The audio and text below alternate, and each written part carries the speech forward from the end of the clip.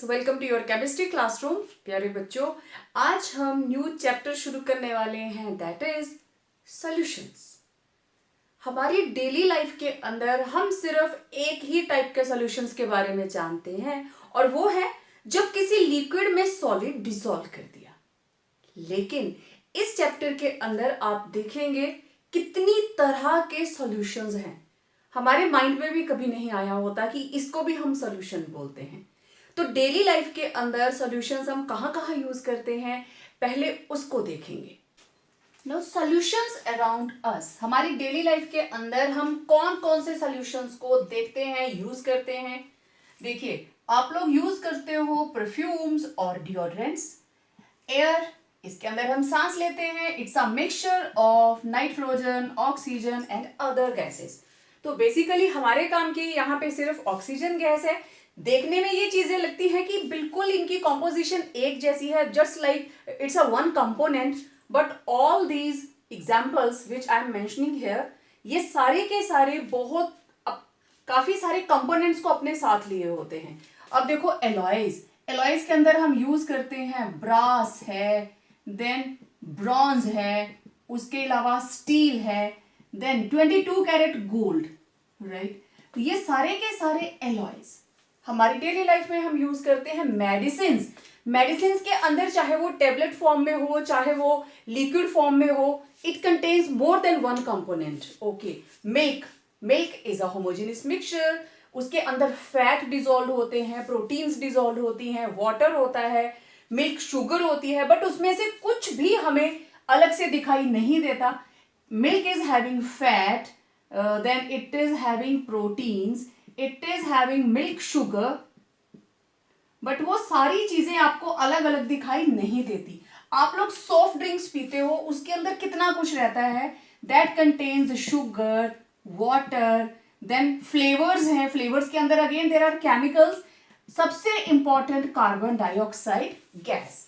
फिर हम लोग अलग अलग तरह के शरबत घरों में यूज करते हैं, मे बी रूह अफ़ज़ा, ब्रह्मी शरबत हो सकता है, स्ट्रॉबेरी का शरबत हो सकता है। तो जो भी चीजें आप यूज करते हो उसके अंदर भी कितनी सारी चीजें होती हैं, they all contain preservatives. Then sugar तो इनका मेन कंपोनेंट है, शुगर है प्लस और केमिकल्स होंगे। ओके, ह्यूमन ब्लड या सिंपली आप ब्लड की बात करें, ब्लड के अंदर भी कितने सारे कंपोनेंट्स होते हैं। It has plasma, it is having RBCs, it is having डब्ल्यूबीसीज, platelets, it's a mixture, homogeneous mixture, कितना कुछ रहता है इसके अंदर। अच्छा, इसके अलावा और कौन कौन सी चीजें हैं, हम लोग पेंट्स यूज करते हैं, we are using paints, paint is also a mixture, उसके अंदर टिपिकल कलर रहता है, डाई रहती है, देन मीडियम रहता है। तो सारी चीजें मिक्स होने के बाद हम उसको ओवरऑल क्या बोल देते हैं, that it is a solution. इसके अलावा आप कोई भी चीज यूज करते हो जिसके अंदर एक से ज्यादा कंपोनेंट है, अब चाहे वो गैशियस फॉर्म में है, चाहे वो सॉलिड फॉर्म में है, चाहे वो लिक्विड फॉर्म में है, when there are present more than one component, one component is in lesser amount and other that is in larger amount, it means it is solution। और ये तो डेली लाइफ की मैंने बात की, बहुत तरह के सॉल्यूशंस आप लोग इसमें से अब कंपेयर कर रहे होंगे अपने माइंड में। जैसे जैसे चैप्टर आगे बढ़ेगा हम इसको और ज्यादा डिटेल में करेंगे, ठीक है। द इंपॉर्टेंस और utility of solutions depends upon their composition. ये लाइन देखने में जितनी सिंपल लग रही है उतनी सिंपल है नहीं। अब आप देखना, यूटिलिटी का मतलब अब ऐसा नहीं है कि सॉल्यूशन बनाने के टाइम हम कोई भी कॉम्पोजिशन यूज कर लेते हैं। देखिए, मैं एग्जांपल लेती हूं ह्यूमन बॉडी के कॉम्प्लेक्स फ्लूइड्स की, ठीक है। कॉम्प्लेक्स बॉडी फ्लूइड्स, देखिए हमारी बॉडी के जो फ्लूइड्स हैं उसके अंदर क्या क्या रहता है, इट कंटेन्स इलेक्ट्रोलाइट्स। इलेक्ट्रोलाइट्स क्या, सोडियम रहता है, पोटेशियम रहता है, क्लोराइड्स रहता है, various electrolytes, then sugar, then urea, ठीक है। इसके बाद there is exchange of oxygen and carbon dioxide gas. तो ये सारी की सारी चीजें हमारी बॉडी फ्लूइड्स के अंदर रहती हैं। अगर इनका बैलेंस थोड़ा सा भी बिगड़ जाता है तो आपको अच्छे से पता है, अगर सोडियम पोटेशियम का इनटेक बढ़ जाता है it will lead to high blood pressure. High BP, कम हो जाएगा तो बीपी लो हो जाएगा, ठीक है। शुगर हम ज्यादा लेना शुरू कर देते हैं, it may lead to fatness और ओबेसिटी। तो जब भी डाइट कंट्रोल की बात आती है तो डाइटिशियन न्यूट्रिशनिस्ट जो होते हैं वो सबसे पहले यही बोलते हैं, शुगर को बंद कर दीजिए, व्हाइट शुगर मत लीजिए। यूरिया, देन ऑक्सीजन, एयर के अंदर हम सांस लेते हैं, ऑक्सीजन और कार्बन डाइऑक्साइड ये एक्सचेंज होते हैं, इनकी ट्रेवलिंग ही थ्रू ऑक्सीजन होती है। तो बॉडी फ्लूइड्स के अंदर ये सारी की सारी चीजें, इसके अलावा भी बहुत सारी चीजें रहती हैं, हार्मोन्स रहते हैं और बहुत सारी चीजें रहती हैं, फैट्स रहते हैं, प्रोटीन्स रहती हैं, लेकिन इनका balance that is very very necessary. एक पर्टिकुलर लेवल से ऊपर या नीचे अगर हो जाए तो it may lead to problem. अच्छा, एक चीज और देखिए, हमारे पास देखो फ्लोराइड्स, ठीक है, फ्लोराइड्स आपको पता है ये पेस्ट में यूज होता है, paste is also a solution. Toothpaste के अंदर यूज होते हैं फ्लोराइड्स दांतों को अच्छा रखने के लिए। अब फ्लोराइड की कंडीशनिंग देखना, अगर फ्लोराइड की कंसंट्रेशन है 1 ppm, 1 पार्ट पर मिलियन, मतलब एक पार्ट है किसमें, इन 10⁻⁶। अगर टोटल पार्टिकल्स हैं मेरे पास 10⁻⁶, तो उसमें से एक क्या है, फ्लोराइड। तो आप अंदाजा लगा सकते हैं ये कंसंट्रेशन कितनी लो है। अगर ये 1 ppm है, इट प्रिवेंट्स टूथ डीके, ये हमारे दांतों का डीके होने से रोकता है। लेकिन यही चीज फ्लोराइड की कंसंट्रेशन अगर 1.5 से बढ़ जाती है, if it is greater than 1.5 ppm, it leads to spotted teeth, दांतों के ऊपर निशान पड़ जाते हैं अगर ज्यादा इनटेक हो जाए। फर्क इतना सा पड़ा, सिर्फ 0.5 ppm, parts per million, million के अंदर 1.5 पार्ट। और अगर ये कंसंट्रेशन बढ़ जाती है 4 ppm को, तो ये जो फ्लोराइड की कंसंट्रेशन है इट विल बिकम टॉक्सिक, ये टॉक्सिक हो जाएगा, ठीक है, हानिकारक हो जाएगा, हमारे लिए प्रॉपर नहीं रहेगा। और एग्जाम्पल अगर मैं आपको दूं तो sodium fluoride, this is sodium fluoride and this is used in rat poison, चूहे मारने की दवाई होती है ना, उसके अंदर फ्लोराइड्स यूज होता है, दैट इज सोडियम फ्लोराइड। तो आप देखो कंपोनेंट तो एक ही था, फ्लोराइड, लेस कंसेंट्रेशन है तो ये दांतों को बचाता है गलने सड़ने से, और अगर 1.5 ppm से ऊपर चला जाता है तो दांतों के ऊपर निशान पड़ जाते हैं, स्पॉटेड टीथ। और अगर ये कंसेंट्रेशन पानी के अंदर 4 ppm से ज्यादा हो जाए, it is toxic in nature, may be to aquatic life. और अगर हम बाहर इसको यूज कर रहे हैं, sodium fluoride, it is used in rat poison, right. तो ये तो थी फ्लोराइड की एग्जांपल। अच्छा, एक मैं और आपसे शेयर करती हूं, हमारा ह्यूमन ब्लड आपने देख लिया, बहुत ही कॉम्प्लेक्स सिस्टम रहता है इसका। और इन केस जिस वक्त इंट्रावेनस इंजेक्शन दिया जाता है, जो इंजेक्शन डायरेक्ट यहाँ वेन के अंदर लगाते हैं, डायरेक्ट ब्लड स्ट्रीम के अंदर भेजा जाता है। मैक्सिमम आपने देखा होगा इंजेक्शंस इधर लगाते हैं, इंट्रामस्कुलर मसल्स में लगा देते हैं। तो स्पेशल केसेस के अंदर वेन के अंदर डायरेक्ट इंजेक्शन लगता है।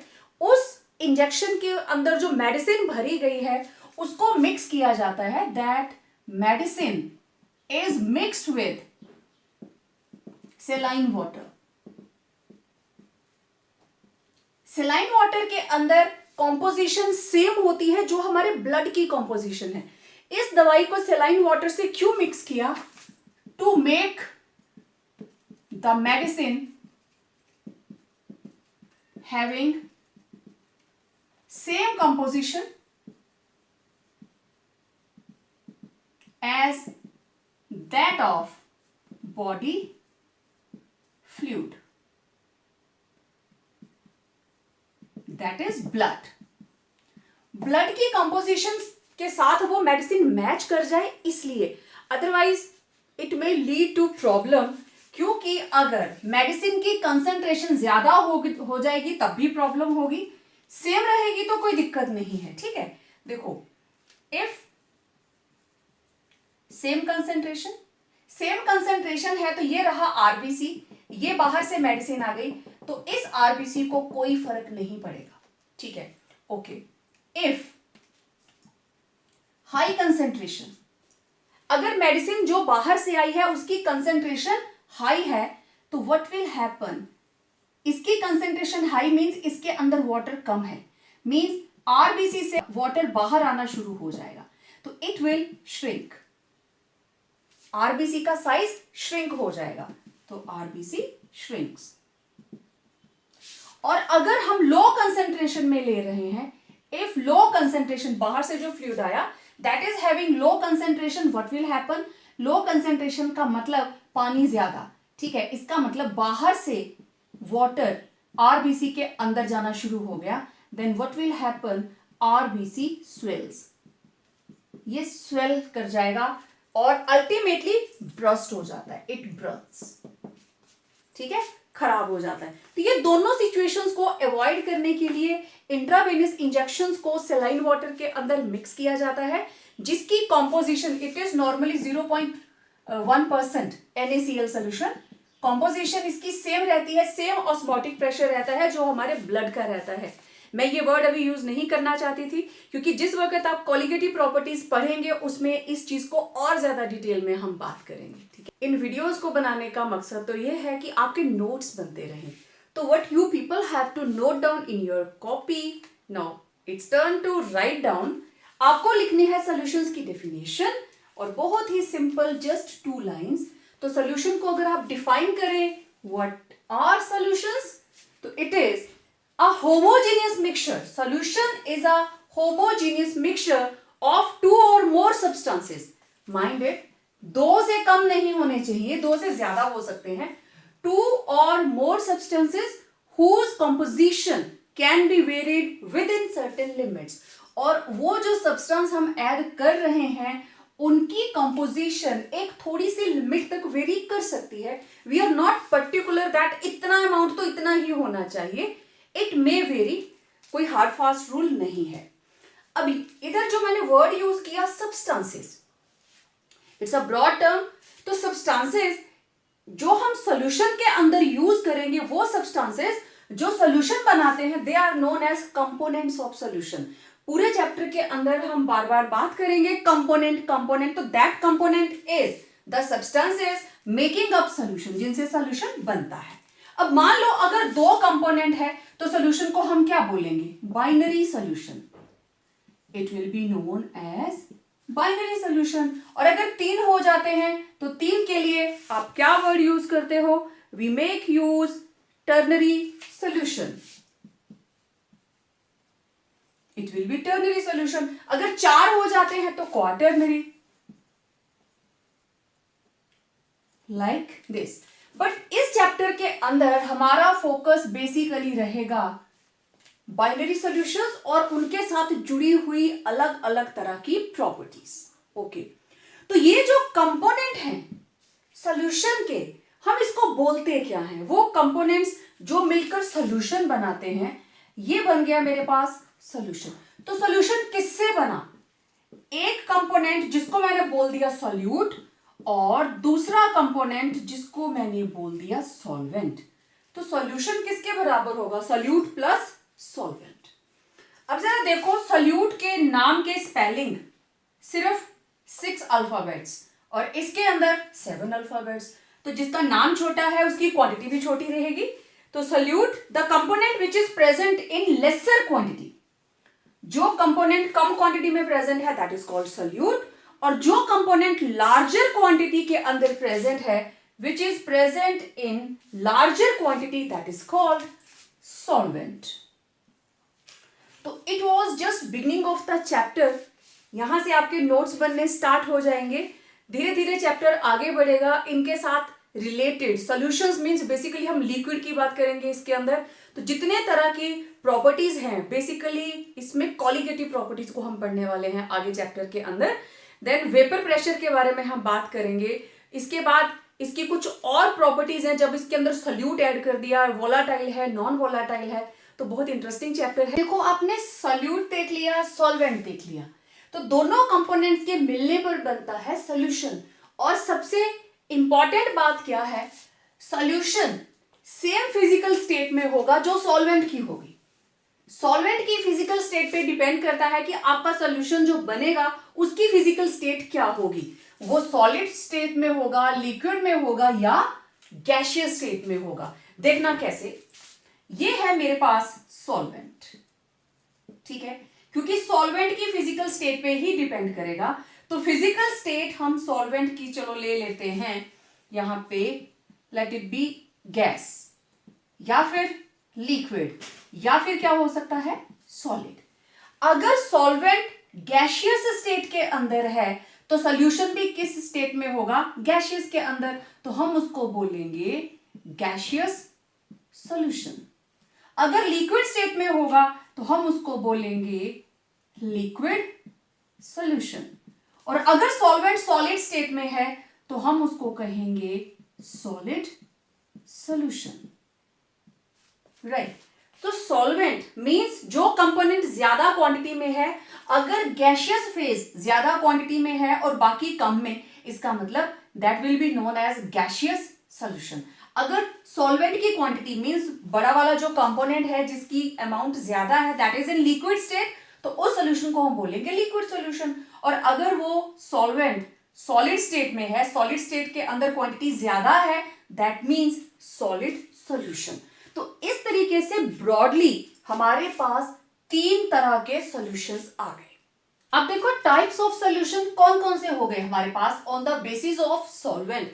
सॉल्वेंट की स्टेट ही डिसाइड करेगी कि सॉल्यूशन किस फिजिकल स्टेट के अंदर होगा। देखो अगर मैं बात कर रही हूं that gaseous solution, gaseous solution का मतलब हमारे पास सॉल्वेंट कौन होगा, गैस।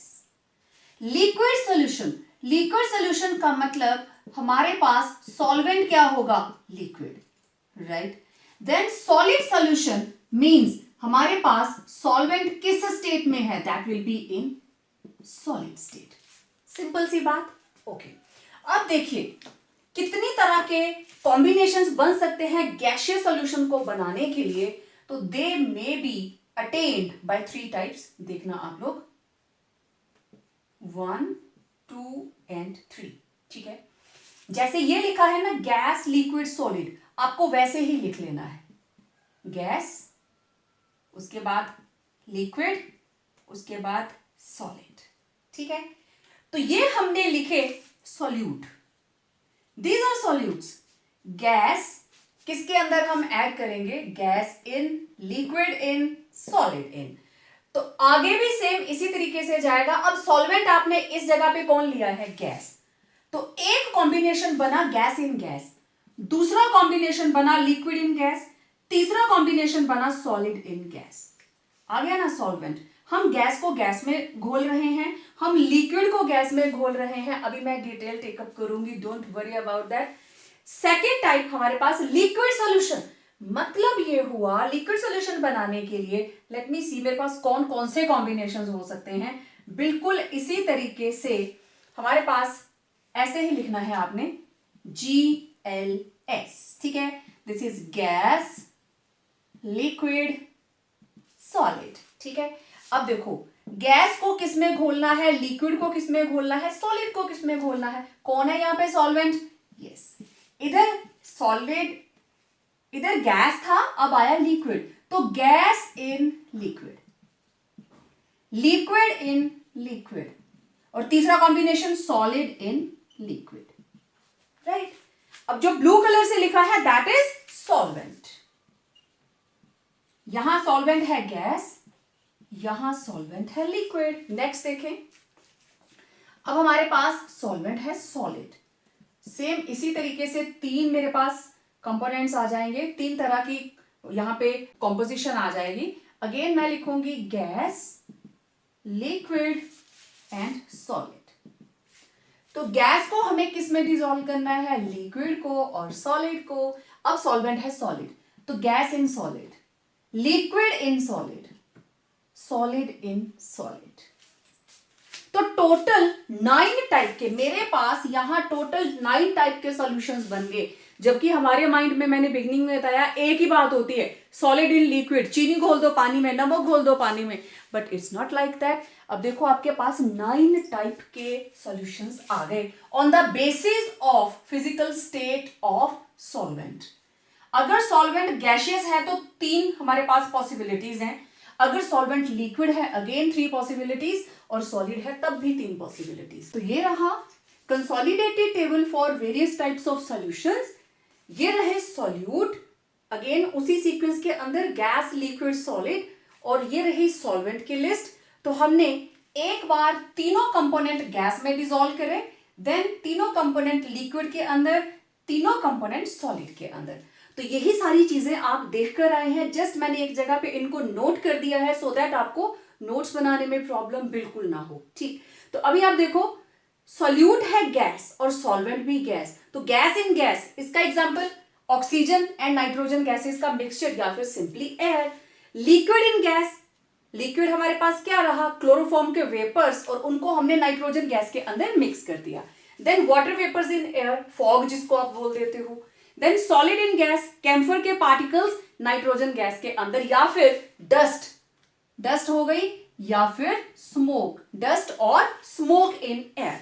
देन लिक्विड सॉल्यूशंस की बात करें, गैस इन लिक्विड, आप जितने भी सॉफ्ट ड्रिंक्स पीते हो, कोक, पेप्सी, लिम्का, उसके अंदर कार्बन डाइऑक्साइड अंडर प्रेशर भरी होती है, तो that is carbon dioxide gas dissolve in water. Oxygen gas तो पानी के अंदर डिसॉल्व हो ही रही होती है, उसके अंदर रहती ही है। लिक्विड इन लिक्विड, दोनों चीजें लिक्विड हैं, ठीक है। अब देखो यहाँ पे गैस का कंपोनेंट कम, लिक्विड का ज्यादा। कोल्ड ड्रिंक्स आपको कैसी दिखती हैं, लिक्विड फॉर्म के अंदर, right. Liquid in liquid, ethanol और मिथेनॉल इन वाटर, या आप यहां पे सिंपल लिख सकते हो alcohol in water, alcohol in water, right. Ethanol, methanol alcohol की टाइप्स हो गई। Solid in liquid, the best जो आप जानते हो, सॉलिड कम क्वांटिटी में, लिक्विड ज्यादा क्वांटिटी में, चीनी पानी में घोल दीजिए, सोडियम क्लोराइड, टेबल सॉल्ट घोल दीजिए।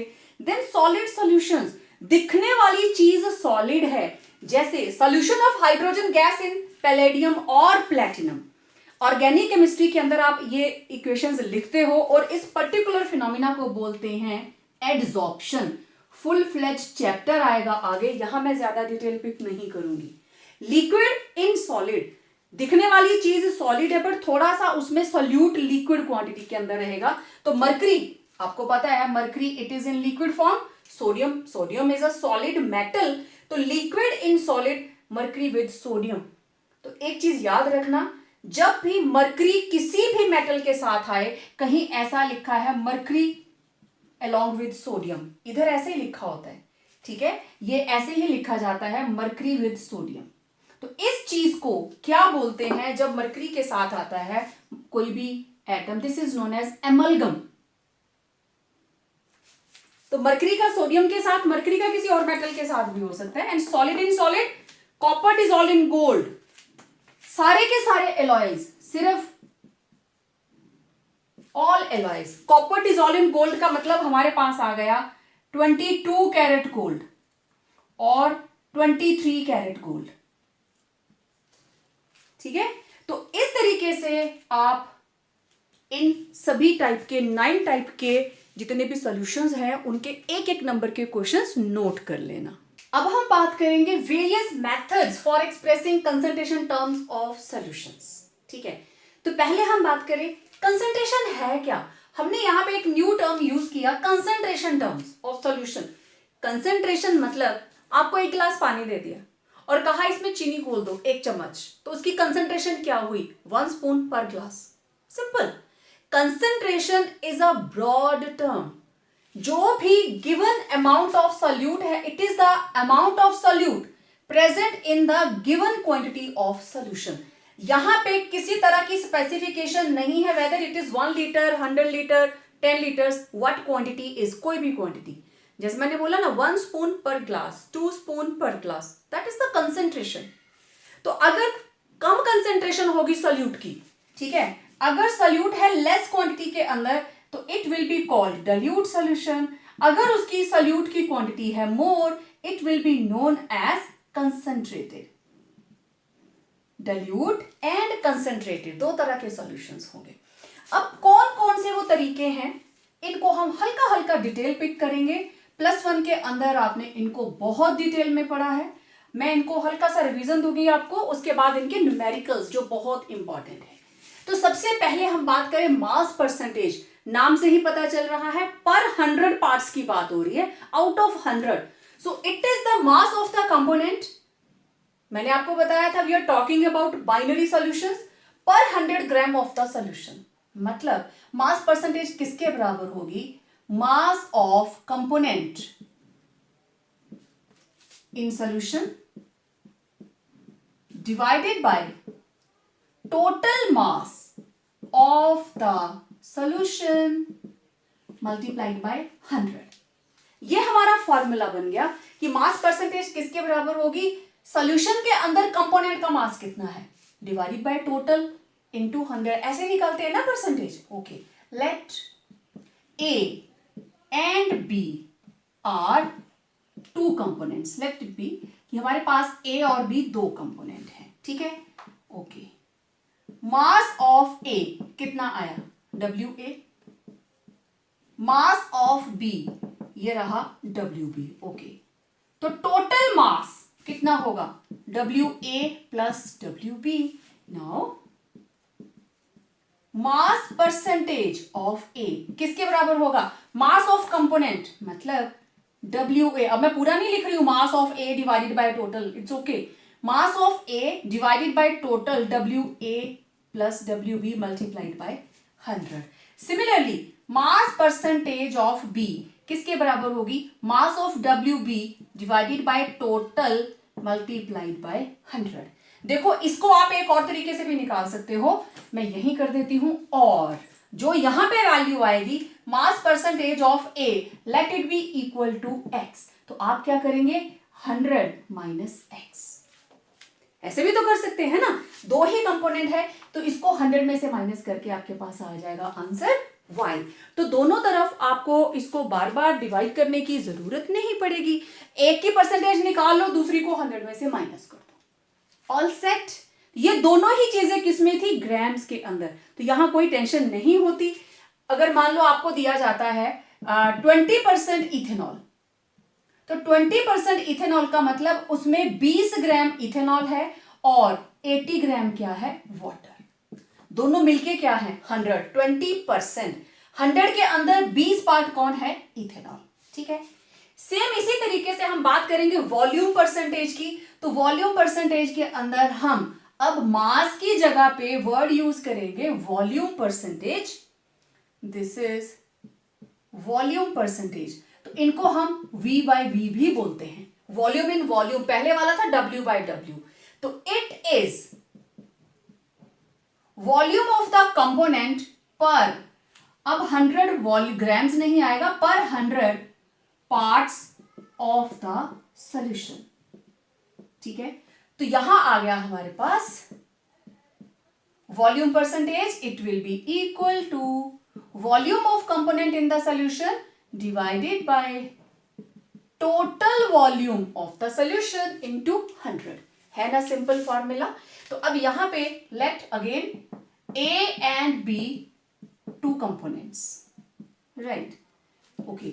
तो volume of A it is VA, volume of B it is VB.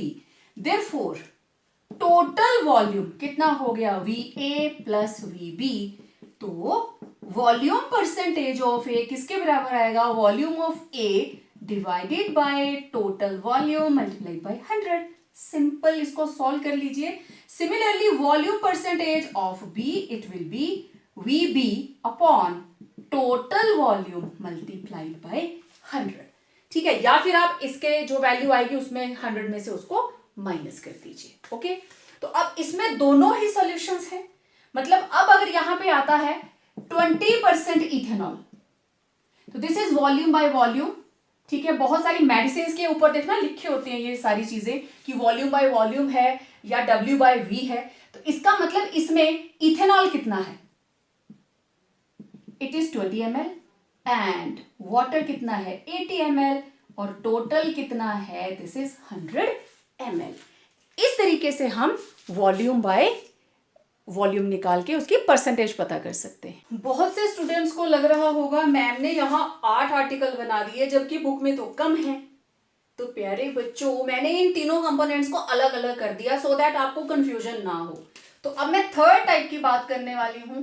आपने यहां पे किया W/W, फिर आपने किया V/V, अब मैं बात करूंगी W/V की। ठीक है, ये चीजें आप अपने घरों में जितनी भी लिक्विड चीजें आती है ना, चाहे वो मेडिसिन है, सैनिटाइजर है, पीने वाली दवाई है, या आप कोई शरबत लेकर आते हो, चेक करना उनके कंपोनेंट्स को, इस लैंग्वेज में लिखा होता है उसके पीछे W/W, V/V, W/V। ठीक है, तो mass per volume, mass by volume percentage, तो this is also known as W/V percentage. मतलब सल्यूट का मास और पूरे सॉल्यूशन का क्या होगा, वॉल्यूम। क्योंकि आप अच्छे से जानते हो जो फिजिकल स्टेट सॉल्वेंट की होती है वही सॉल्यूशन की होती है। तो यहां पे हम हर बात सॉल्यूशन की कंटेक्स्ट में ही करेंगे। तो what is mass to volume percentage? It is mass of component in solution divided by volume of the solution. Volume का मतलब ऑलरेडी ml में होगा, इनटू 100, क्योंकि परसेंटेज निकालनी है। फॉर एग्जांपल देखिए, for example let it B 10% sodium chloride. 10% sodium chloride means WA, मतलब mass of sodium chloride कितना आ गया हमारे पास? It is 10 grams and volume of solution, अब water नहीं लिखोगे आप, दोनों का मिलाकर 100 होगा। volume of solution it is 100 ml, मतलब 10 ग्राम NaCl in 100 ml solution। तो इसको बनाएंगे कैसे? 10 ग्राम सोडियम क्लोराइड लिया और उसको हमने आपने देखे हुए हैं, है ना, मेजरिंग फ्लास्क देखी हैं, इस तरीके से ग्रेजुएटेड होती है। लेट इट बी की इसका जो वॉल्यूम है दैट इज 100 ml। हमने इसमें इतना सा पानी डाला, ऊपर से सोडियम क्लोराइड डाल दिया, इसको अच्छे से घोल लिया। फिर आप उधर से पानी डालते जाएंगे जब तक इसका वॉल्यूम 100 ना हो जाए। तो ये नहीं आपने सोचना कि it will be 100 gram plus 90 ml। No, it will not be 90 ml, क्योंकि मास और वॉल्यूम दोनों की क्वांटिटी अलग अलग होगी। तो यहाँ टोटल जो वॉल्यूम है दैट विल बिकम 100 ml। हम इसी तरीके से हमारी लेबोरेटरीज के अंदर सॉल्यूशंस बनाते हैं, है ना। कोई भी आप बनाते हो, ऑक्सैलिक एसिड लेते हो, तो जितना मेजर किया उसको पानी में डाला, घोला, फिर उसको मेल्टिंग सिलेंडर में शिफ्ट कर देते हैं और पानी डालकर उसका वॉल्यूम जितना बनाना हो बना लेते हैं। ठीक है, अब मैं आपको एक दो एग्जांपल्स दिखाती हूँ जिसके अंदर हम इस चीज को यूज करते हैं, आप अपने घरों में यूज करते हो। Let me show you. ये मेरे पास एंटीसेप्टिक लोशन है पोविडोन आयोडीन का। तो ध्यान से देखिए composition, it is povidone iodine 5% W/V, means 5 gram povidone iodine को 100 ml वॉल्यूम लिया हमने, सोल्यूशन का घोला और पूरे सोल्यूशन को हमने 100 ml तक कर दिया। क्लियर? अभी एक और एग्जाम्पल, अब ये ध्यान से देखिए, मेरे पास है हैंड सैनिटाइजर। आप अपने अपने घर में कॉम्पोजिशन चेक करना। Now it is having isopropyl alcohol और इसकी परसेंटेज 72 वॉल्यूम बाय वॉल्यूम। ध्यान से देखिए, उसके बाद इसके अंदर है glycerine and it is 2% to 4%, again it is volume by volume. Then it is having aloe vera gel, ठीक है, जैसे क्वांटिटी रिक्वायर्ड है।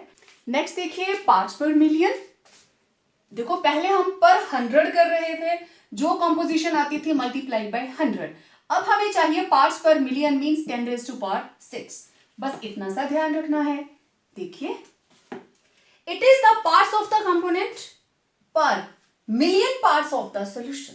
Okay, let two components A and B, A और B मिलकर, B तो नॉर्मली हमारे पास solvent होगा कि हमने इसको वाटर में डिसॉल्व किया है, कि कौन से सॉल्वेंट में यूज किया है। तो दो कंपोनेंट है A एंड B, ठीक है। तो mass of A WA, mass of B WB, total mass of solution it is WA plus WB. Now parts per million of A किसके बराबर होगा? mass of component A divided by total mass of solution to 10⁻⁶। बस इतनी सी बात, जो भी component का आप निकालना चाहे ए की वैल्यू निकालेंगे तो ए कंपोनेंट का mass upon total mass into 10⁻⁶। Parts per million, इसको भी आप रिप्रेजेंट कर सकते हो जैसे V/V, W/V, जैसे हम उसको वॉल्यूम परसेंटेज को करते थे उसी तरीके से आप इसको भी कर सकते हो, पार्ट्स पर मिलियन को भी। तो जिस कंपोनेंट की वैल्यू आपने निकालनी है आप निकाल सकते हो। अच्छा, एक एग्जांपल देखिए, इसकी जरूरत क्या है?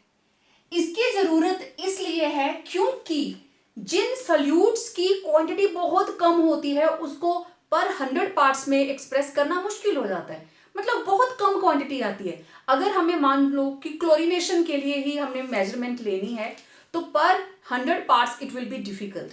हमारा जो आईपीएच डिपार्टमेंट है क्लोरीनेशन करता है, तो आप नियर बाय कोई है तो उनसे जरूर पूछना, तो वो कहेंगे पीपीएम, पार्ट्स पर मिलियन के हिसाब से वो क्वांटिटी जो है वो वाटर टैंक्स के अंदर डाली जाती है। क्योंकि अगर पर 100 पार्ट्स करेंगे तो बहुत कम क्वांटिटी जिसको मेजर करना मुश्किल हो जाता है।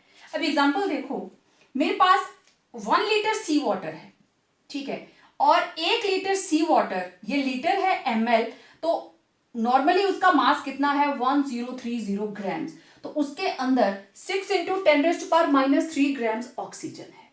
ओके, तो मेरे पास आ गया mass of oxygen, it is 6 into 10⁻³ grams, and mass of solution sea water, it is 1030 grams। पहले हम मास परसेंटेज ऑफ ऑक्सीजन निकालेंगे तो पूरा वॉल्यूम कितना है 1 लीटर, तो ये आया mass of oxygen upon 1 litre into 100। इसको सॉल्व करते हैं, इट विल बी 6 इंटू 10⁻³, ये 20 के साथ कैंसल, ये ऊपर जाके नीचे इसके साथ पॉजिटिव में है, ऊपर जाके ये हो जाएगा 10⁻⁻1 and you will gate 6 into 10⁻⁻⁴। तो आपके पास देखो कितनी कम क्वांटिटी आई। अब इसी चीज को अगर मैं पार्ट्स पर मिलियन के अंदर कैलकुलेट करूं तो तब देखते हैं कितना आंसर आएगा हमारे पास। तो पार्ट्स पर मिलियन, मेरे पास आ जाएगा parts per million of oxygen. तो ऑक्सीजन कितनी मिल रही थी हमें 6 इंटू 10⁻³ ग्राम्स अपॉन 1030 इंटू 10⁻⁶। अब आप इसको सॉल्व कीजिए, देखो यहां दोनों को करने के बाद मेरे पास 10⁻³ तो पहले ही आ रहा है, आई एम हैविंग 6/1030, और इसको सॉल्व करने के बाद I will be getting 5.8, nearly 5.8 parts per million. तो देखो इसको मेजर करना आसान है, आप 5 ग्राम तो मेजर कर सकते हो, इसको कैसे करोगे?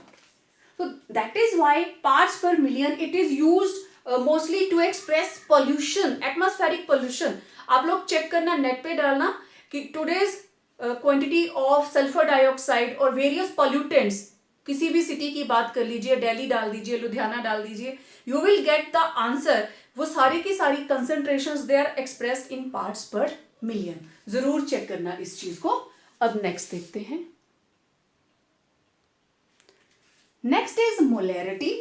एज द नेम इंडिकेट्स, इसमें आएंगे नंबर ऑफ मोल्स। तो it is the number of moles of the solute dissolved per litre of the solution. तो मोलैरिटी किसके बराबर आई? Number of moles dissolved per litre of the solution, volume of solution in litres. Okay, आपको पता है number of moles किसके बराबर होते हैं? It is given mass upon molecular mass. ठीक है, तो मोलैरिटी किसके बराबर आई? It will be equal to given mass upon molecular mass divided by जो भी वॉल्यूम होगा डिवाइडेड बाय 1000। आप लीटर को कन्वर्ट कर लेंगे ml में या सेंटीमीटर क्यूब में। तो 1 लीटर इट इज 10⁻⁴ या 1000 सेंटीमीटर क्यूब और ml। तो आपको इसको स्टैंडर्डाइज करने के लिए 1000 के साथ डिवाइड करना पड़ेगा। तो किसके बराबर होगा? इसको अब आप ऐसे लिख सकते हो, given mass upon molecular mass into 1000 ऊपर चला जाएगा, 1000 अपॉन वॉल्यूम। तो ये हमारे पास मोलैरिटी का एक जर्नल फॉर्मूला बन गया, गिवन मास अपॉन मोलर मास इनटू 1000 अपॉन वॉल्यूम। अब आप किसी का भी मोलैरिटी इस तरीके से निकाल सकते हो। ध्यान ये रखना है, मोल्स और वॉल्यूम किसका है? सॉल्यूशन का। मतलब solute plus solvent equal to 1 litre, दोनों मिलकर लीटर के बराबर होंगे। ठीक है। For example, calculate molarity of a solution having 4 gram sodium hydroxide dissolved in 500 ml of solution। 500 ml solution के अंदर हमने 4 ग्राम सोडियम हाइड्रोक्साइड डिसॉल्व कर दिया। बताओ इसकी मोलैरिटी कितनी है? तो मैं इधर ही साइड में सॉल्व कर दूंगी। अब मेरे पास given mass it is 4 gram, molecular mass of sodium hydroxide कितना होगा? 40 ग्राम। कैसे आया देखिए, sodium 23, oxygen 16, hydrogen 1, it is equal to 40। Okay, तो ये आ गया given mass. Volume of solution how much? It is 500 ml। Now molarity किसके बराबर? मोलैरिटी किसके बराबर? Given mass upon molar mass. Given mass is 4 divided by molar mass 40 into 1000 upon 500। ये आ गया 2, 2 2 जा 4, तो ये आ गया 5, 4 5 जा 20, 1 upon 5 means 0.2 molar. This is molarity 0.2 molar. और आप इसको लिख सकते हो 0.2 मोल्स पर लीटर, क्योंकि इसके जो यूनिट है वो यही बनेंगे, मोल्स पर लीटर। ये भी एक क्वेश्चन रहता है यूनिट्स, तो यूनिट्स इसके रहेंगे मोल पर लीटर। तो इस तरीके से मोलैरिटी के जो भी न्यूमेरिकल्स आएंगे आप उनको सॉल्व कर सकते हैं। बस ध्यान इस बात का रखना है, जो चीज़ें गिवन हैं उनको लिखते जाइए। जो भी अमाउंट ऑफ सोल्यूट आपको गिवन है उसका मोलर मास निकालिए, वॉल्यूम को 1000 के वाले यूनिट के अंदर कन्वर्ट कीजिए। रादर आपको इसी फॉर्मूला को डायरेक्ट लिखना चाहिए, given mass upon molar mass into 1000 upon volume. तो ये थी मोलैरिटी। नेक्स्ट देखिए molality. As the name indicates, number of moles तो इसमें इन्वॉल्व होंगे ही होंगे। फर्क क्या है मोलैरिटी से, ये डिफरेंट कैसे है molality? Number of moles of the solute dissolved पर 1000 ग्राम्स और 1 kilogram of the solvent.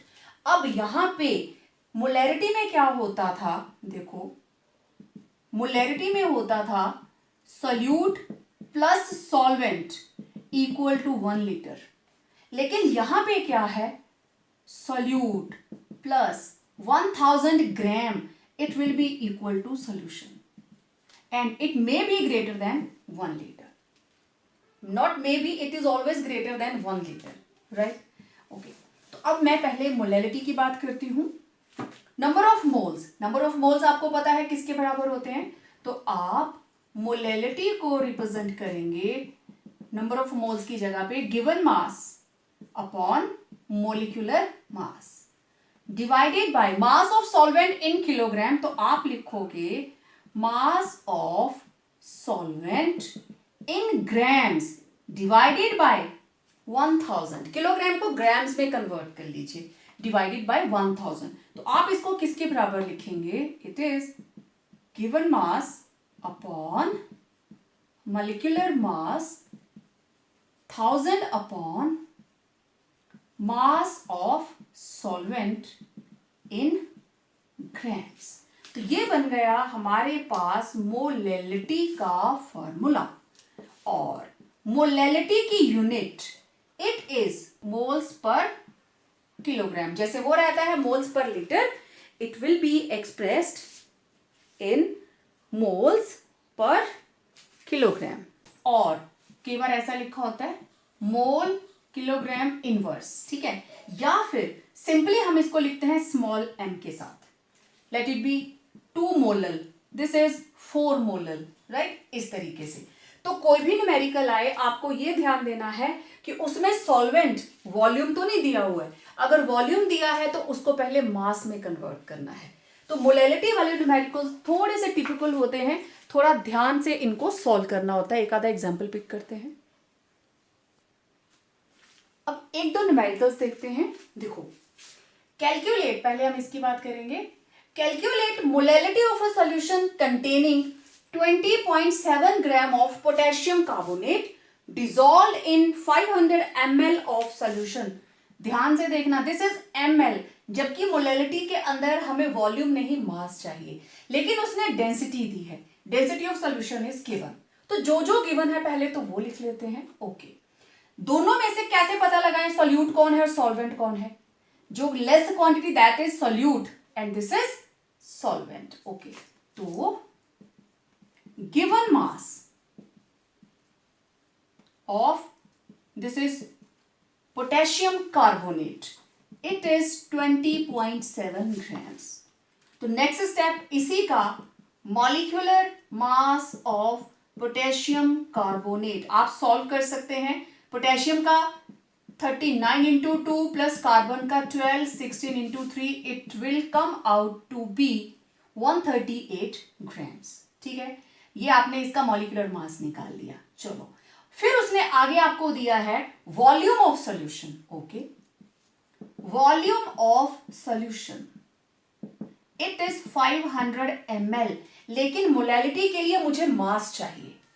We know density निकालने का formula, we know that density किसके बराबर होती है? Mass upon volume. तो आपको वॉल्यूम गिवन है, मास चाहिए। ठीक है, also mass will be equal to किसके बराबर आएगा? Density into volume. तो डेंसिटी आपको गिवन है, density given it is 1 gram per ml। तो वैल्यू पुट कीजिए, तो आपके पास आ जाएगा मास ऑफ सॉल्यूशन। सॉल्यूशन का मास आ गया कितना कितना, उसकी डेंसिटी कितनी है? 1, वो देखिए गिवन है, इनटू वॉल्यूम। वॉल्यूम कितना गिवन था? This is volume of solution 500 ml। तो 1 को मल्टीप्लाई किया 500 से, अब ये बन गया 500 ग्राम्स। ये मुझे चाहिए था। पता चल गया, डेंसिटी गिवन होती है मोस्ट ऑफ द टाइम्स। तो ये आ गया हमारे पास मास ऑफ सॉल्यूशन। लेकिन फॉर्मूला क्या बोलता है? Given mass, molar mass, mass of solvent. तो यहां पे हम जानते हैं solute plus solvent equal to solution. Solution का मास कितना आया? 500 ग्राम्स। सॉल्यूट कितना था? 20.7। यहां से सॉल्वेंट निकाल लीजिए। तो mass of solvent it will be 500 minus 20.7। 500 में से 20.7 को माइनस कर दीजिए and you will get 479.3 grams. Now this is mass of solvent. अब डायरेक्ट फॉर्मूला लगाते हैं। Molality it is equal to given mass upon molecular mass into 1000 upon mass of solvent. Okay, किसके बराबर आया? Given mass is 20.7, molar mass it is 138 into 1000 upon 479.3। अब जो चीजें आपको चाहिए थी वो सारी की सारी आपको मिल गई। इसको सॉल्व कीजिए and you will gate 0.313। 0.313 this is molality. 0.313 क्या है? This is moles per kilogram, और आप इसको लिखोगे 0.313 स्मॉल m। तो इस तरीके से आप इन न्यूमेरिकल्स को सॉल्व करते हैं। जो कुछ भी आपको गिवन है उसको देखते चलिए, अगर वॉल्यूम गिवन है उसको मास में कन्वर्ट कर लीजिए। ठीक है, अभी जो एक और न्यूमेरिकल लिखा है, लेट्स सी दैट। ये बहुत ही सिंपल है। 2.5 gram of ethanoic acid dissolve किया है 75 ग्राम बेंजीन में। ओके, तो मैं सीधा लिखूंगी मास ऑफ सल्यूट, और सल्यूट है ethanoic acid, how much it is 2.5 gram. Okay, तो क्योंकि मुझे इसका आगे नंबर ऑफ मोल्स भी निकालने हैं तो मैं यहीं पे निकाल लूंगी molar mass of ethanoic acid. Ethanoic acid का फॉर्मूला CH3COOH, तो आप यहां से निकाल सकते हो 12 प्लस 12 24 प्लस टोटल 4 हमारे पास हाइड्रोजन्स हैं 4 plus there are 2 oxygens 32, it will come out to be 28 plus 32, this is 60। तो इसका मॉलिक्यूलर मास आया हमारे पास 60 ग्राम्स। और क्या गिवन है? Yes, mass of solvent check कीजिए, 75 ग्राम बेंजीन, ग्राम दिया है उसने, तो mass of solvent that is it is of benzene, it is 75 grams. लगा दीजिए, सीधा फॉर्मूला लगेगा, molality is equal to given mass upon molecular mass, यहां गिवन मास किसका होता है? सॉल्यूट का, upon molecular mass of solute into 1000 upon mass of solvent. ठीक है, तो कितना था? 2.5 डिवाइडेड बाय 60 इंटू 1000 अपॉन 75। आप इसको सॉल्व कर लीजिए, तो ये आ गया 25 3 जा 25 4 जा 40 आ गया, 0 से 0 कैंसिल, 2 2 जा 4 2 3 जा 6। तो अब मेरे पास आया ऊपर 5.0 डिवाइडेड बाय 3 3 जा 9, तो इसको मैं 0 को हटा देती हूं, दिस इज 5.9। आप इसको सॉल्व कर लीजिए तो आंसर 0.556 आ जाएगा, दिस इज 0.55 ही आता जाएगा, तो लेट इट बी 0.556। या तो आप लिखेंगे मोल पर किलोग्राम और दिस इज 0.556 स्मॉल एम। तो ये बिल्कुल सिंपल था, सब कुछ पहले से ही आपको मास में ही गिवन था, डायरेक्ट सॉल्वेंट दिया था, डायरेक्ट सॉल्यूट दिया था। प्रॉब्लम आती है जहां पे सॉल्यूशन दे दिया हो या फिर सॉल्वेंट ही आपको उसने वॉल्यूम में दिया हो, तो पहले आपको उसको कन्वर्ट करना पड़ता है। वन वेरी इंपॉर्टेंट क्वेश्चन देखिए, molality is preferred over molarity for expressing the concentration terms, why? देखिए, मोलैरिटी और मोलैलिटी दोनों में से बेटर कौन है? मोलैरिटी, इसको हम कैसे रिप्रेजेंट करते हैं? Number of moles of solute, volume of solution in litres, ठीक है, मतलब पर लीटर में। और इसमें क्या होता है मोलैलिटी के अंदर? Number of moles of solute present पर किलोग्राम ऑफ सॉल्वेंट, राइट। यहां पे है वॉल्यूम, यहां पे है मास। तो देखिए, molarity is volume dependent while molality is mass dependent. और आपको याद होगा चार्ल्स लॉ ये कहता है volume changes with change in temperature. आपको याद है V is directly proportional to temperature, temperature बढ़ेगा तो वॉल्यूम बढ़ेगा, डायरेक्ट प्रोपोर्शन में है, घटने पे घट जाएगा। व्हाइल मास रिमेन्स सेम, मास तो सेम रहेगा। इसका मतलब ये हुआ कि जो मोलैरिटी है, जब हम लेबोरेटरी में काम कर रहे हैं, टेम्परेचर चेंज हुआ, मॉर्निंग में गर्मी थोड़ी कम होती है, धीरे धीरे बढ़ती जाती है, मींस अगर हम एक्सपेरिमेंट को रिवाइज करते हैं, रिपीट करते हैं आफ्टरनून, तो उसकी वैल्यू कुछ और आएगी, because with increase in temperature there will be change in volume, molarity change हो जाएगी। But molality it is mass dependent और मास कभी चेंज नहीं होता, therefore molarity changes with temperature but molality remains same, इसलिए molality is preferred over molarity. Important question है, आ जाता है कई बार।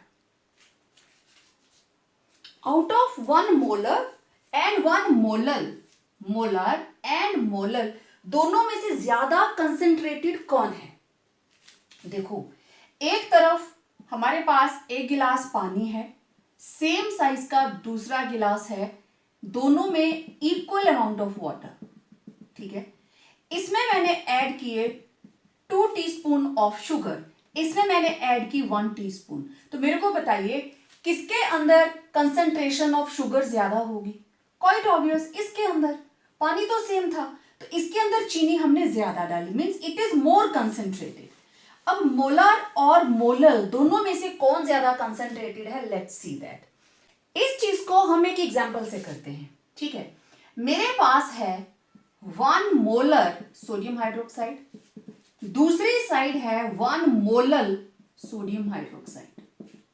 1 मोलर सोडियम हाइड्रोक्साइड का मतलब mass of sodium hydroxide 1 mole मतलब 40 ग्राम, जो इसका मॉलिक्यूलर मास होगा, and volume of solution total it is 1000 ml, means 40 gram sodium hydroxide plus water जितना भी लगा that is equal to total 1000 ml। Clear बात। दूसरी साइड मेरे पास है 1 मोलल। 1 मोलल का मतलब है तो 1 mole mass of sodium hydroxide it is 40 gram. ठीक है, लेकिन इस केस के अंदर हमारे पास मास ऑफ वाटर सॉल्वेंट, ठीक है, मैं यहां दे देती हूं सॉल्वेंट, ये कितना होगा 1000 ml। सिर्फ सॉल्वेंट ही 1000 ग्राम होगा। पहले मास की बात करेंगे। Mass of solvent is 1000 gram. Okay, density of water 1 gram per ml, therefore density is equal to mass upon volume. मुझे इसको किसके अंदर कन्वर्ट करना है, वॉल्यूम में, सो दैट मैं कंपैरिजन ले सकूं। इधर मेरे पास volume of solution it is 1000 ml net 1 mole के अंदर। यहां पे डेंसिटी आ गई तो मेरे को वॉल्यूम चाहिए, डेंसिटी नीचे, मास था 1000 ग्राम divided bye 1 it is 1000 ml, तो वॉल्यूम आ गया 1000 ml। मतलब इसके अंदर कैसे बना, sodium hydroxide 40 gram plus 1000 ml water, तो नेट वॉल्यूम कितना हो गया, क्योंकि 40 ग्राम हमने 1000 ml के अंदर डिसॉल्व किया। यहां 40 ग्राम में वाटर डाल के टोटल 1000 हुआ था, लेकिन यहां पे 40 ग्राम प्लस 1000 ml, तो नो डाउट ये वाली value it will be greater than 1000 ml। तो अब आप देख लीजिए, therefore net volume is greater then 1000 ml। So on comparing, it is found that molar solutions are more concentrated. Molar solutions जो हैं they are more concentrated as their net volume is less than molar solutions। तो ये एक एक number के questions हैं, important है, exam में पूछ लिए जाते हैं। Next is normality. मोलैरिटी से मिलता जुलता कंसेप्ट है, लेकिन थोड़ा सा फर्क। It is the number of gram equivalents, now it's a new term, moles की जगह पे आ गया gram equivalents of the solute dissolved per litre of the solution, और इसको हम नोट करते हैं कैपिटल एन के साथ। मोलैरिटी को किया था कैपिटल एम, मोलैलिटी को किया था small M, now it is capital N. Okay, तो it is equal to number of gram equivalents upon volume of solution in litres. Again we are talking about volume. तो number of gram equivalents, gram equivalents किसके बराबर होते हैं, gram equivalents it is equal to given mass upon equivalent mass। जो भी हमारे पास solute है, ग्राम equivalents, जैसे हम नंबर ऑफ मोल्स किसके बराबर होते थे, moles equal to given mass upon molecular mass या मोलर मास, लेकिन यहां पे हम ग्राम इक्विवेलेंट्स ले रहे हैं तो it will be equal to equivalent mass. अब मैं इक्विवेलेंट मास आगे बताती हूं कैसे निकालते हैं, पहले हम फॉर्मूला डिराइव करेंगे, इन वैल्यूज को पुट कर देते हैं। तो normality it will be equal to given mass, given mass किसका, सॉल्यूट का, given mass of solute divided by, अब मोलर मास की जगह पे आ गया equivalent mass of solute. Okay, क्योंकि लीटर्स में कन्वर्ट करना है 1000, और ये क्या आ गया, volume of solution. This is the simplest formula. तो इसकी जो भी हमारे पास यूनिट्स आएंगी these will be gram equivalents पर लीटर। इस तरीके से हम इनको सॉल्व करेंगे। अब अगली बात यह है कि ये इक्विवेलेंट मास ये हम किस तरीके से निकालेंगे। चलिए थोड़ा इसके बारे में बात करते हैं। इक्विवेलेंट मास, अब आप देखो हमारे पास जो सल्यूट है या तो वो एसिड होगा या बेस होगा या फिर वो सॉल्ट होगा। तो normality, we are having normality equal to this is given mass upon equivalent mass into 1000 upon volume of solution. Okay, अब जो बहुत important, calculation of equivalent mass कैसे निकलेगा। मैंने आपको बोला टोटल 3 कंपोनेंट्स हो सकते हैं, या तो होगा एसिड या होगा बेस या फिर क्या होगा, मेरे पास कोई सॉल्ट होगा। यही 3 चीजें हैं। ओके, एसिड वो कंपोनेंट है जो H पॉजिटिव आयन्स देते हैं, तो नंबर ऑफ H पॉजिटिव इसको हम बोलते हैं बेसिसिटी। बेस वो है जो OH नेगेटिव देगा, तो number of OH negative ions it is called acidity. Salt, salt के अंदर 2 चार्जेस होंगे, पॉजिटिव या नेगेटिव। अब मैं यहां पे आपको इनके इक्विवेलेंट मासेस निकाल के दिखाती हूं। In case of any acid, कोई भी एसिड, तो उसका equivalent mass it will be equal to जो हमारे पास एसिड का molar mass divided by basicity. Simple सी बात। अब देखो फॉर एग्जांपल HCl का मोलर मास कितना आया, 35 + 1 36.5, राइट। तो इसकी बेसिसिटी, HCl जब टूटता है तो एक H पॉजिटिव देता है, इस बाकी कुछ नहीं, हमें सिर्फ ये पता करना है कितने H पॉजिटिव देगा। तो इसकी बेसिसिटी कितनी आ गई, 1।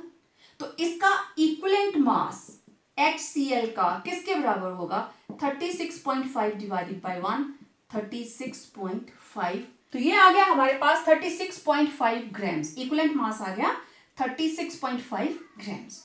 ओके, इसी तरीके से similarly in case of sulphuric acid, यहां से निकलेंगे 2H पॉजिटिव, मतलब इसकी बेसिसिटी कितनी आ गई, 2। तो इसका equivalent mass it will be equal to इसका molar mass that is 98 gram divided by basicity is 2, it will be 49 grams. Clear? Okay, अब देखिए in case of any base, acidity को हम यहां पे फॉलो करेंगे। जितने H पॉजिटिव दिए उसको बेसिसिटी बोलते हैं, जितने OH नेगेटिव वो एसिडिटी। तो इसका equivalent mass it will be equal to molar mass divided by acidity, है ना। देखो फॉर एग्जांपल सोडियम हाइड्रोक्साइड, इसमें से सिर्फ एक OH नेगेटिव निकलेगा, तो इसका इक्विवेलेंट मास होगा जो इसका मोलर मास है that is 40 divided by 1, again 40 grams. Okay, तो दूसरी तरफ अगर हम कोई और एग्जांपल लेते हैं, similarly let it be calcium hydroxide, it will give 2 OH negative ions. तो इसकी एसिडिटी कितनी आई, 2। तो इसका equivalent mass it will be equal to calcium hydroxide, this is 40 plus 16 plus 1 17 2 34, तो ये आ जाएगा 74 ग्राम्स। इसका मोलर मास आ गया 74 ग्राम्स, तो it will be molar mass divided by 2, 37 grams. आप किसी भी कंपाउंड का निकाल लीजिए। Similarly let it be aluminium hydroxide, तो एल्यूमिनियम हाइड्रोक्साइड के केस में आप क्या करेंगे, इसका equivalent mass it will be equal to 27 plus 17 3 51, it will be 8, 5 + 2 78 divided by 3, क्योंकि एल्यूमिनियम हाइड्रोक्साइड में से मुझे निकलेंगे 3 OH नेगेटिव आयन्स, मींस इसकी एसिडिटी होगी 3। तो आप इसको डिवाइड कर लीजिए, 3 2 6, 1 कैरी हुआ, 3 6 18। तो एल्यूमिनियम हाइड्रोक्साइड का इक्विवेलेंट मास आ गया 26। और यहाँ पे नॉर्मेलिटी में हमें इक्विवेलेंट मास यूज करना है। गिवन मास को जब इक्विवेलेंट मास के साथ आप डिवाइड करेंगे that will give gram equivalents. अब आई बारी सॉल्ट की। सॉल्ट के अंदर 2 चीजें होंगी, एक होगा केटाइन, दूसरा होगा एनाइन। तो आपको क्या करना है इस केस में, इक्विवेलेंट मास किसके बराबर होगा, molar mass divided by total positive valency. जितना पॉजिटिव चार्ज होगा टोटल पॉजिटिव वैलेंसी, उसके साथ आपको उसको डिवाइड करना पड़ेगा। जैसे मेरे पास है late it B sodium chloride, तो यहां पे आ गया total positive valency. Sodium chloride ये टूटेगा तो देगा Na पॉजिटिव Cl नेगेटिव, तो इसका इक्विवेलेंट मास किसके बराबर होगा, इसका सोडियम क्लोराइड का molecular mass 58.5 divided by total positive charge कितना है 1, इट विल बी 58.5 ग्राम्स। अच्छा एक और देखते हैं, let it be calcium chloride, तो यहां पे कैल्शियम है 40 plus 71, it will come out to be 111 grams. तो इसका equivalent mass will be equal to molar mass 111। अच्छा अब यहां देखिए मेरे पास है कैल्शियम क्लोराइड, ठीक, ये टूटेगा तो देगा कैल्शियम 2 पॉजिटिव 2 Cl नेगेटिव, तो मेरे को टोटल पॉजिटिव चार्ज लेना है, it will be divided by 2, 55.55 grams calcium chloride का इक्विवेलेंट मास। तो इस तरीके से आप एसिड बेस या सॉल्ट का इक्विवेलेंट मास निकाल सकते हैं। It was just to give a revision, आप लोग ये चीजें +1 में करके आए हो, बस नॉर्मेलिटी निकालने के लिए आपको ध्यान रखना है कि वो एसिड है, बेस है या सॉल्ट है। अब देखो नॉर्मेलिटी का न्यूमेरिकल कैसे आता है, calculate normality of a solution containing 31.5 gram of hydrated oxalic acid और वॉल्यूम दिया है 1250 ml। Very simple, given mass of solute, और सॉल्यूट क्या है H2C2O4.2H2O, it is 31.5 gram. Okay, तो हमारे पास मुझे इक्विवेलेंट मास चाहिए, लेकिन उससे पहले मैं क्या लिखूंगी, we know equivalent mass is equal to molar mass upon basis T। Now in oxalic acid, oxalic acid का फॉर्मूला क्या होता है देखना, COOCOOHH.2H2O, this is water of hydration. यहां से ये दो हाइड्रोजन्स बाहर जाती हैं तो ये देगा COO negative plus 2H positive plus 2H2O, ठीक है। तो इसकी बेसिस T कितनी आ गई 2, लेकिन उससे पहले molar mass of oxalic acid, तो इसको निकाल लेते हैं। 2 carbon 12 into 2 plus 4 oxygen 16 into 4 plus 2 hydrogen plus 2 into 18, तो ये आ गया 24 प्लस 64 प्लस 2 प्लस 36, तो ये हमारे पास आ गया 64 plus 24, this is 88 plus 2 plus 36, तो दिस इज 90 प्लस 36 126। तो ऑक्सैलिक एसिड का मोलर मास ये आ गया 126 gram. Therefore equivalent mass of oxalic acid किसके बराबर होगा, जो इसका मोलर मास है डिवाइडेड बाय बेसिस T, तो it will be 126 by 2, this is 63 grams, right. इसका equivalent mass is 63 grams। Now normality, it is equal to given mass upon equivalent mass into 1000 upon volume. तो आपको volume कितना given है 1250। Now we are given volume equal to 1250 ml, value इसमें put कर देते हैं तो normality will be equal to 31.5 divided by 63 into 1000 upon 1250। इसको सॉल्व कीजिए, देखो 31.5 2 जा 63, ठीक है, और ये हमारे पास 0 से 0 कैंसिल, ये आ गया ऊपर हमारे पास 50, 5 1 जा 50, 5 2 जा 10 25, 5 2 जा 10, 5 5 जा 25, this is 2 upon 5 means 0.4। We will be getting 0.4 normal. तो इसकी नॉर्मेलिटी आई 0.4 normal. It will be 0.4 normal. या तो आप इसको 0.4 नॉर्मल लिखेंगे और आप लिखेंगे 0.4 ग्राम इक्विवेलेंट्स पर लीटर और 0.4 नॉर्मल। जिस भी यूनिट में आप इसको एक्सप्रेस करना चाहें आप इसको एक्सप्रेस कर सकते हैं। So this is the way how you calculate normality. Next is mole fraction. नाम से ही पता चल रहा है फ्रैक्शन मींस टोटल में इसकी कितनी पार्टिसिपेशन है। सो इसको कैसे डिफाइन करते हैं? It is the ratio of moles of one component to the total number of moles present in the solution. तो mole fraction it is equal to number of moles of one component divided by total number of moles. हल्का सा example लेते हैं. Let two components A and B. Okay. Number of moles of A इसको मैं लिख लूंगी Na. Number of moles of B let it be Nb. तो फिर हमारा स्टेप आएगा total number of moles. It will B Na plus Nb। Okay, mole fraction को हम डिनोट करते हैं x के साथ। It is denoted by x इस तरीके से। तो मेरे पास XA means this is mole fraction of A, right? XA किसके बराबर होगा? Number of moles of A divided by Na plus Nb। यही लिखा number of moles of one component upon total number of moles. Similarly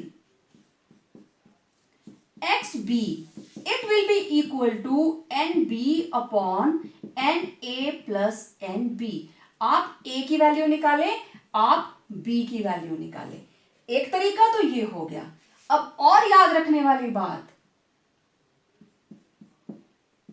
कभी भी mole fraction चाहे दो component के हो, चाहे चार के, चाहे तीन के, दोनों का टोटल इक्वल टू 1 होता है। इसको याद रखना है। तो अगर आपने एक वैल्यू निकाली देयरफॉर XB किसके बराबर होगा? 1 माइनस XA एंड XA किसके बराबर होगा? 1 माइनस XB। आप इस तरीके से भी निकाल सकते हैं। एक की वैल्यू निकालेंगे तो दूसरे की वैल्यू आप 1 में से माइनस कर दीजिए। अगर तीन हमारे पास कंपोनेंट होंगे तो 2 की निकाल के तीसरी वैल्यू के लिए 1 में से माइनस कर दीजिए। कई बार आपको डायरेक्ट नंबर ऑफ मोल्स दिए गए होंगे, कई बार गिवन मास होगा। तो उस केस में पहले आपको हर हाल में नंबर ऑफ मोल्स बनाने हैं। Only then you can calculate mole fraction. एक न्यूमेरिकल सॉल्व करते हैं। Calculate mole fraction of ethylene glycol in a solution containing 20% ethylene glycol by mass. तो उसने पहले ही दे दिया mass, it is W by W content. ठीक है, तो देखें this is ethylene glycol. Okay, ठीक है, तो इसका मोलर मास निकाल लेते हैं पहले। 2 carbon 12 12 24 24 plus 2 26 28 29 30 30 plus 32 30 plus 32 it will B 62। तो इथिलीन ग्लाइकॉल का मोलर मास मेरे पास आ गया 62 ग्राम, क्योंकि इसकी मुझे जरूरत पड़ने वाली है आगे। Okay, now 20% ethylene glycol means इसका मतलब क्या है? इसका मतलब mass of ethylene glycol is equal to 20 gram. 20%, okay. Total solution 100 gram. Therefore mass of water solvent कितना हुआ? 100 minus 20 equal to 80 gram. Mole fraction सिर्फ इथिलीन ग्लाइकॉल की निकालनी है, बट नंबर ऑफ मोल्स तो दोनों के निकालने पड़ेंगे। Okay, now number of moles of ethylene glycol, तो ये आएगा हमारे पास given mass upon molar mass. तो किसके बराबर है? Given mass 20 divided by 62। 20 को 62 से डिवाइड कर दीजिए एंड यू विल गेट 0.3225। ये आ गए number of moles of ethylene glycol और मैं इसको लिखूंगी Na। ठीक है। Similarly number of moles of water किसके बराबर होगा? वाटर कितना था? 80 ग्राम डिवाइडेड बाय वाटर का molar mass 18, it will B 4 point something 4.44। आप बेशक पूरा लिख लीजिए, given mass upon molar mass, it is 80 upon 18 4.44। मतलब NB मेरे पास कितना आ गया? 4.44। अब ये दो नंबर ऑफ मोल्स मेरे पास आ गए। ओके, अब मुझे निकालना है N total. It is equal to Na plus NB। तो N टोटल कितना आ गया? 0.325 plus 4.44 and it will be, तो इसको भी हम 2 डेसिमल प्लेस तक ले लेते हैं, तो ये हमारे पास आ जाएगा 4.44। It is 4.76, right. मैंने 2 डेसिमल प्लेस तक लिया, 4.76, इधर ही 2 डेसिमल प्लेस कर लेती हूं 32 के बाद। ओके, इट वॉज 3225, तो 322, तो उसको हमने राउंड ऑफ करके ले लिया 32, तो ये आया 4.76। therefore XA, this is mole fraction of ethylene glycol किसके बराबर होगी? जो अपने उसके नंबर ऑफ मोल्स थे अपॉन N टोटल। तो XA कितना आया? इट वॉज 0.32 डिवाइडेड बाय 4.76 और इसको सॉल्व करने के बाद वी विल गेट 0.076। तो ये रही मोल फ्रैक्शन इथिलीन ग्लाइकॉल की। देयरफॉर XB मतलब मोल फ्रैक्शन ऑफ वाटर किसके बराबर होगी? 1 माइनस 0.076। दो it is not asked but you can calculate, 1 में से माइनस करेंगे तो आपके पास वाटर की मोल फ्रैक्शन आ जाएगी। तो इस तरीके से आप मोल फ्रैक्शन के न्यूमेरिकल्स को सॉल्व कर सकते हैं। एक और मेथड है for the expression of concentration, that is formality. Okay, देखो कुछ एक मॉलिक्यूल्स हमारे पास ऐसे होते हैं, स्पेशली आयोनिक कंपाउंड्स के लिए हम इसको यूज करते हैं, which do not exist as discrete molecules. जो डिस्क्रीट मॉलिक्यूल्स की तरह एग्जिस्ट नहीं करते, परफेक्ट मॉलिक्यूल की तरह एग्जिस्ट नहीं करते, वहां हम वर्ड फॉर्मेलिटी यूज करते हैं। ठीक है, कुछ एक कंपाउंड्स होते हैं जिनका फॉर्मूला बहुत बड़ा होता है, हम इसको डिनोट करते हैं F के साथ। What is this? This is number of formula mass, moles नहीं है, दिस इज फॉर्मूला मास, और वो किसके बराबर होगा? Formality, it will be equal to number of formula masses of solute. ये किसके बराबर होगा?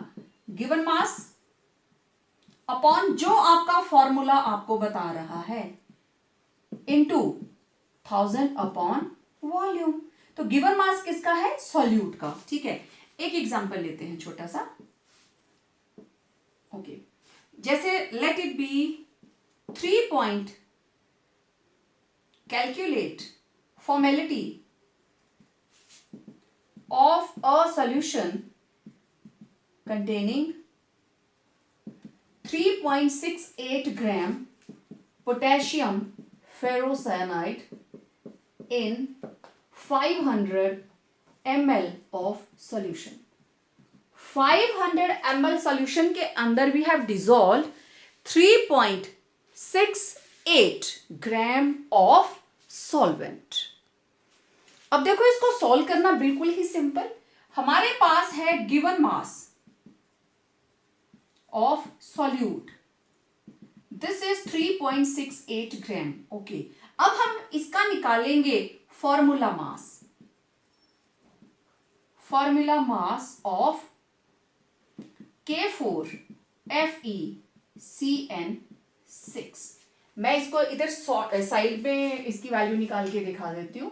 K4FeCN6, तो this is potassium 39 into 4 plus एक आयरन 56, Cn बाहर पूरे के बाहर 6 है, तो कार्बन कितने हैं? 6 इंटू 12 इंटू 6 इंटू 14, तो ये आ गया 156 +56 +72 +84, इसको ऐड कीजिए, it will come out to be 368. Okay, तो ये फॉर्मूला मास मेरे पास आ गया 368 ग्राम्स.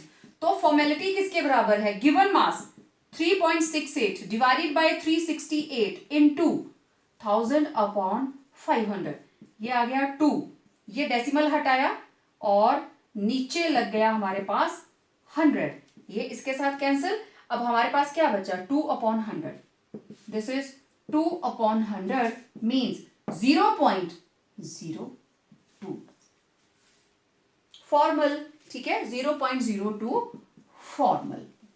ठीक है, not Faraday, this is formality.